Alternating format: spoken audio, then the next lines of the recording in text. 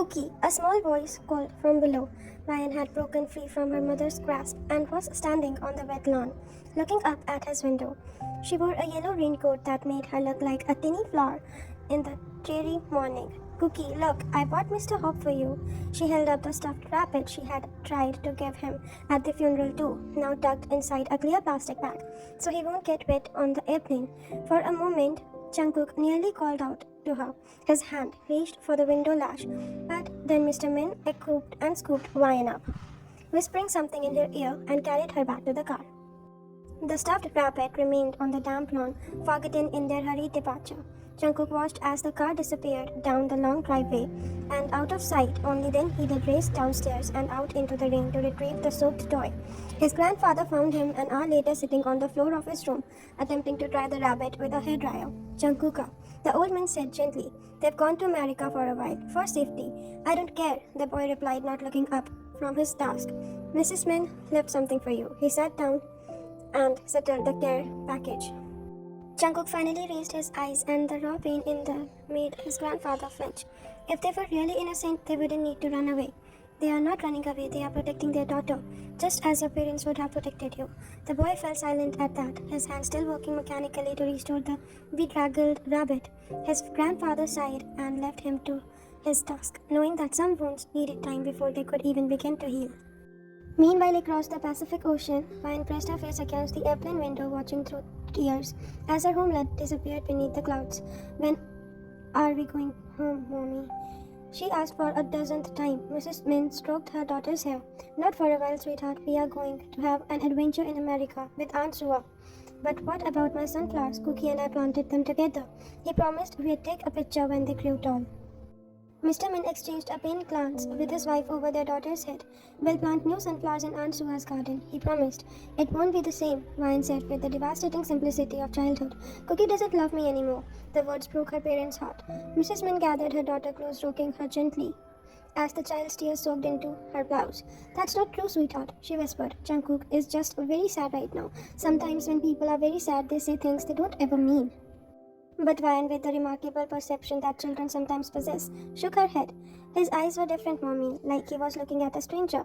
Back in Korea, as the Min family adjusted to their life in California, Jungkook was changing too. The soft-spoken, patient boy was replaced by a serious, intensely focused young man who excelled at everything he attempted, sports, academics, music, but shared his achievements with no one.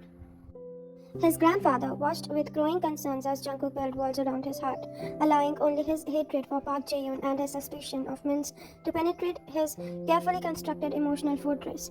The stuffed rabbit, now clean and dry, was hidden in the back of Jungkook's closet along with Ryan's drawing and the photographs of two families together, out of sight, but never truly forgotten. Years passed, seasons changed. The sunflowers that Jungkook and Ryan had planted grew tall, bloomed brilliantly, and then withered with the first frost. A cycle that repeatedly, year after year, as if the flowers were patiently waiting for the children to fulfill their promise of taking a picture together. But the distance between them, both physical and emotional, seemed insurmountable. Letters from the Mins to Jungkook went unanswered. Eventually they stopped writing, though Mrs. Min continued to send birthday and holiday cards, each one carefully preserved but never acknowledged by the recipient. Ryan grew from a bubbly 5-year-old into a thoughtful, artistic 10-year-old who still sometimes woke up crying from dreams about a boy with kind eyes who had once called her his princess. The memory was fading, growing hazy with time, but the feeling, the sense of absolute safety and adoration she had experienced in Jungkook's presence, remained, becoming the standard against which she measured all other relationships with. And then when Ryan was 12 and Jungkook 17, everything changed again. Park Jae-yoon empire began to crumble as evidence of his illegal activities finally came to light. A former employee racked with guilt over his role in the deaths of the Jeon came forward with proof that Park had ordered the tampering with the brakes of their car. The truth that Mr. Min had spent years helping to uncover was finally revealed. Park Jae-yoon had orchestrated the accident, spread vicious rumors to divide families, and nearly succeeded the destroying of Jeon Min legacy.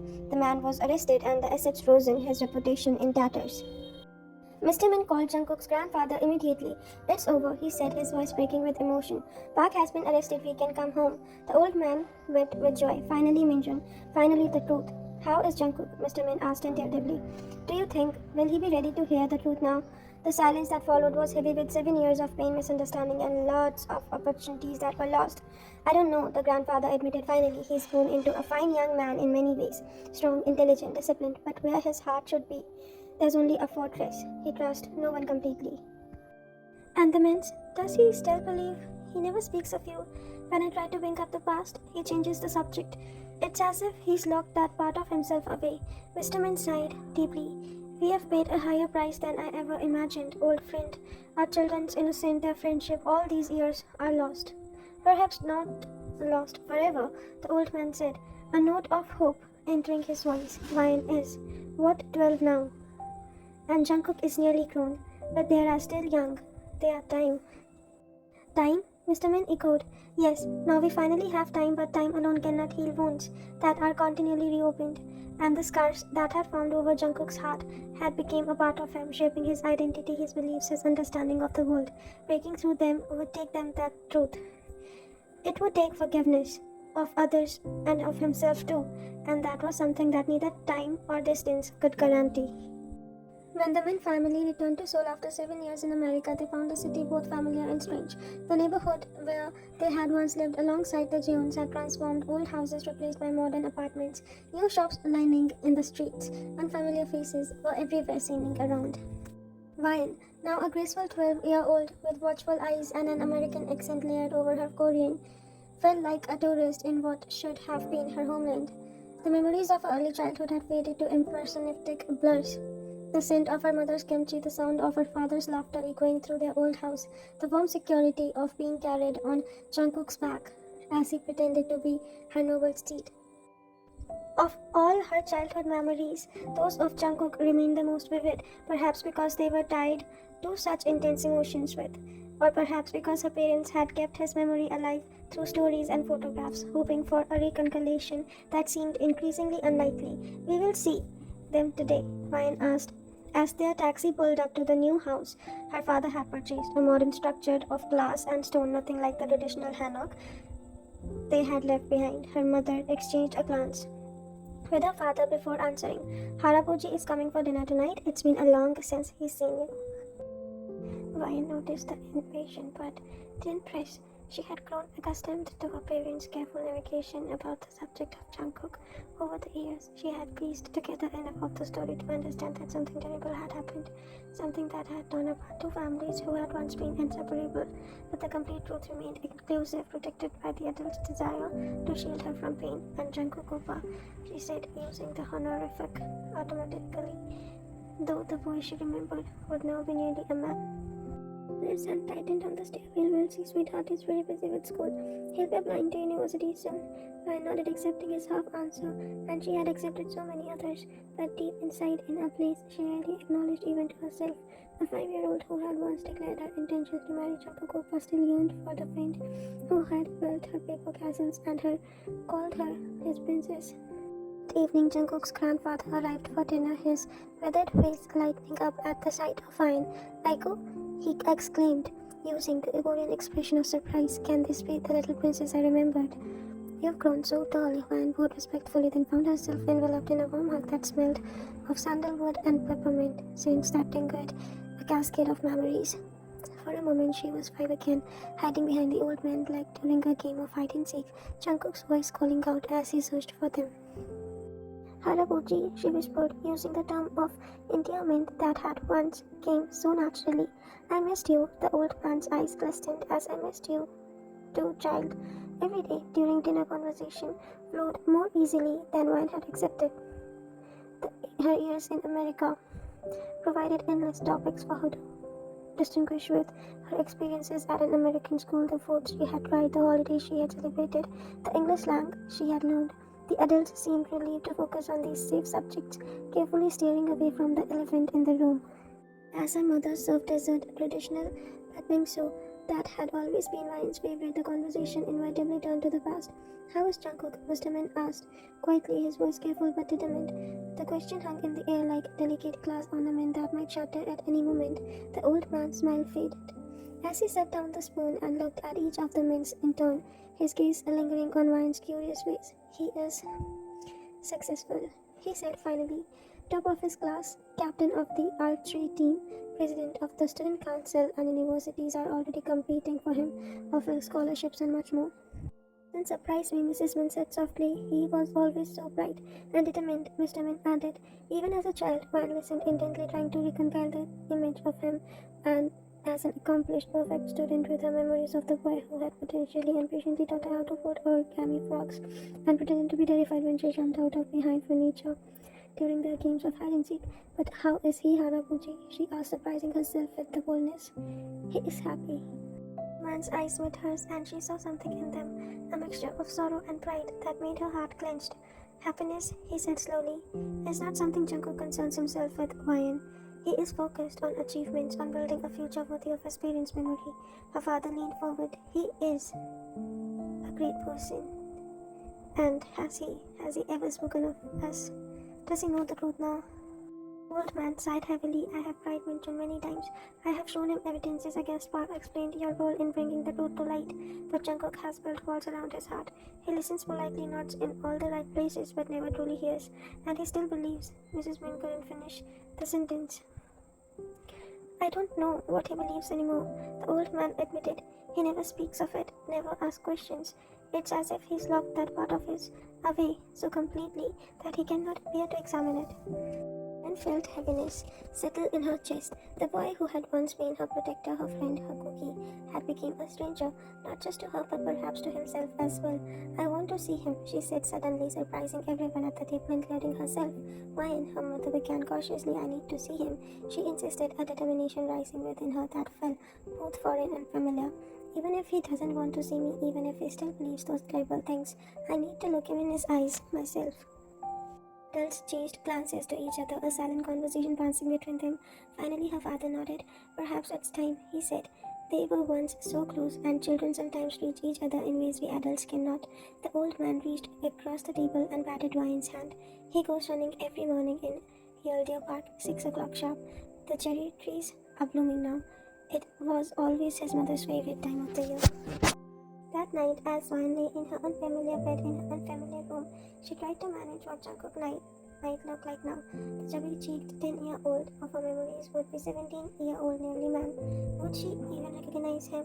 Would he recognize her? Sleep concluded her. She planned what she would do and what she would say to her mom when she won't approach him. What she would do if he rejected her again. By the time her alarm sounded at 5:30 a.m., she had barely slept, but adrenaline coursed her through her veins, and she dressed quickly in jeans and a tight sweater. Prince was still asleep as she slipped out of the house into the cool spring morning. The taxi driver looked surprised to see such a young passenger so early, but asked no questions as she gave him the address of V Park.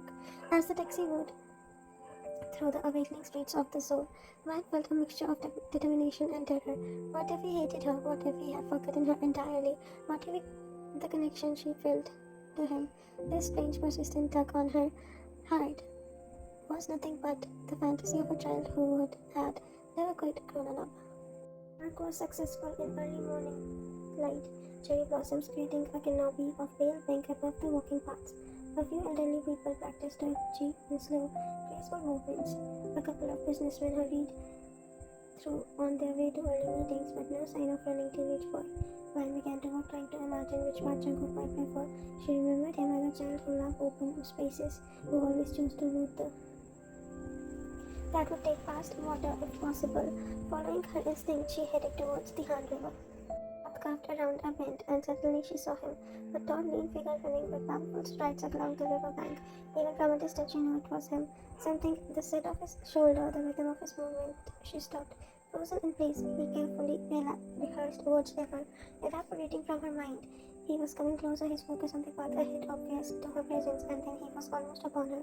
In a few seconds, he would pass by, a stranger who had once been her whole world. Ryan took a deep breath and stepped directly into his path. "Jungkook," she said, her voice steady despite the thundering of her heart. He skipped to a halt, nearly colliding with her. For a moment, he stared at her without recognition, his brow furrowed in confusion. She saw nothing of the boy she remembered in his face, softness replaced by sharp angles, the warm eyes now guarded and cool. Then something shifted in his eyes, a flicker of recognition, quickly followed by shock. He whispered a name sounding strange on his lips, as if he hadn't spoken it aloud in years. She nodded, unable to speak past the lump in her throat. They stood facing each other beneath the cherry blossom, the morning light casting rippled shadows across their faces. 7 years of silence stretched between them like an unbreachable charm. And then, just as Van gathered her courage to speak to bridge that impossible gap, Jungkook's phone rang. He glanced at the screen, then back at her, conflict written across his feature. I have to take this call, he said, his voice deeper than she remembered, carrying none of the warmth that had once made her feel like the most important person in this world.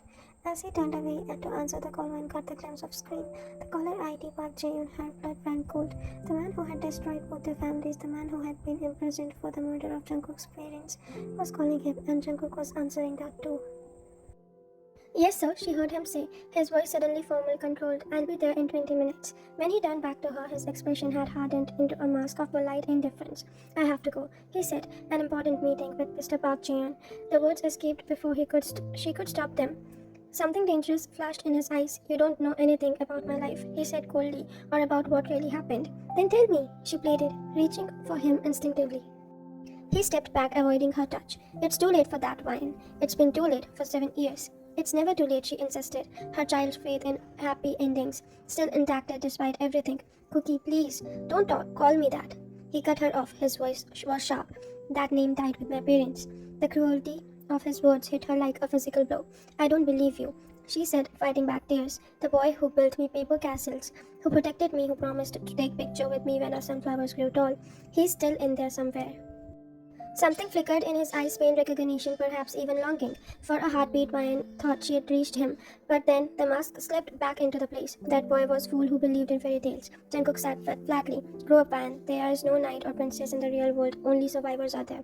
With that, he turned and jogged away, leaving her standing alone among the falling cherry blossoms. Vine watched him go, a strange sense of resolve settling over her. She had seen it, that flicker in his eyes somewhere beneath the armor he built around him. The boy she remembered still existed, and she was going to find him again, no matter what secrets lay behind them. What she don't know, what she couldn't have known, was that as Jungkook ran away from her, his hand reached into the pocket of his running jacket, fingers closing around a small worn piece of paper, a child's drawing of a princess and her knight, preserved through 7 years, anger and grief. Nor could she have guessed the real reason of Park Jae-yoon's call, or the dangerous game Jungkook had been playing for the past 2 years, a game that was about to draw both of them into its deadly center. The truth was far more complicated than earlier of them realized, and far more dangerous too.